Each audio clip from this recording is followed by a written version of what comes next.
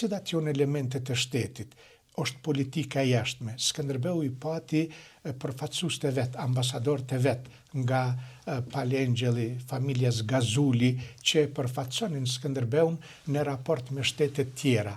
Pati marrëdhënie me Republikën e Raguzës, me Venedikun, me papatin. 5 papë u ndrun në fronin papal gjatë kohës sa ishte në aktivitet Skënderbeu, duke fillu prej papës Eugjeni IV, Nikolaj V, Kalisti III, Piu i II dhe Pali i II.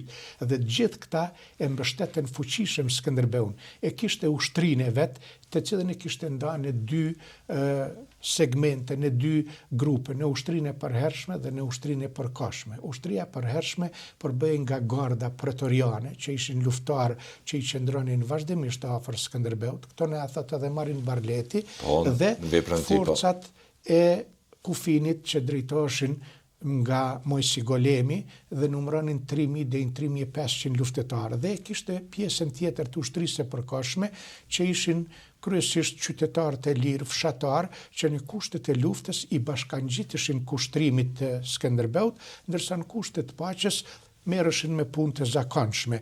Pra, ushtria, politika e jashtme, territori që e kontrollonte, janë elemente që na flasin për ekzistencën e këtij shteti.